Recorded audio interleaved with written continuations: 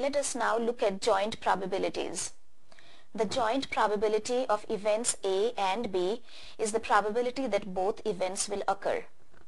It is written as P of A and B if you want to write the word and, or alternatively as P of A intersection B. The multiplication rule tells us that probability of A and B equals probability of A times probability of B given A for dependent events, or alternatively probability of A and B is probability of B times probability of A given B.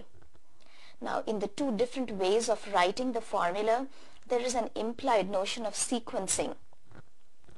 When we say probability of A and B is probability of A times probability of B given A, we are implying that A is the first event in the sequence and B happens later, but in any case, once they have both happened, we have A and B both taking place. This, on the other hand, implies that B is the first event in the sequence. Note that the event A intersection B is exactly the same event as B intersection A, because in any case both events have taken place irrespective of which one happened first and which one happened second. Therefore, the probability of A intersection B is exactly identical to the probability of B intersection A. Now, our purpose in this lesson is to see that when we have information set out in a two-way classification chart, we do not need these formulas to work out the probability of joint events.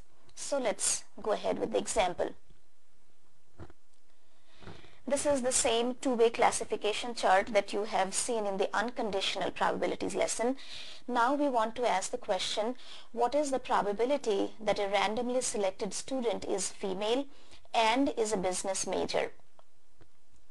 To answer that question, observe, we need the student to be female, so we need the student to be along this row, one of the students along this row, and we also need the student to be a business major, so she should be a student down this column. In other words, what we are looking for is a student that satisfies both criteria. So we are looking for one of these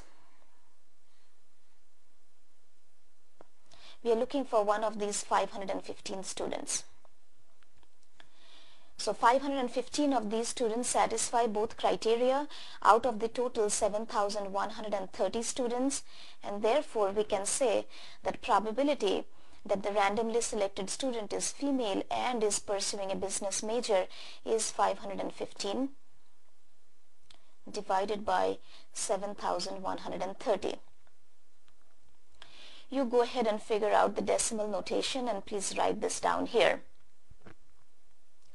Now, just like we asked about female and business major, we could ask about some other major. So for example, if we want to know what is the probability that a randomly selected student is female and is pursuing an arts major, then we need the 759 students. So 759 students satisfy both our criteria. They are females and they are pursuing an arts major out of the total of 7,130 students.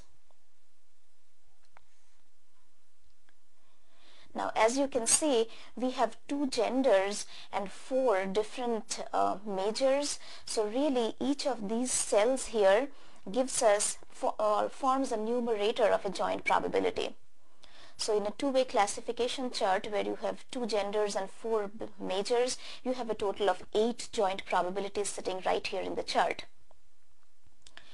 So you could now ask, what is the probability that a randomly selected student is a science major and is male? Then you are looking at these students here. Now what I would like you to do is complete this entire chart here as soon as we have written this out. 795 over 7130. I would like you to write out all 8 joint probabilities and then come back and check the answers for each.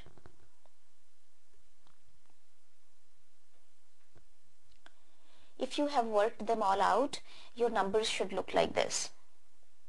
These are for female and business, female and science, and so on, and these are the joint probabilities of male and a given major.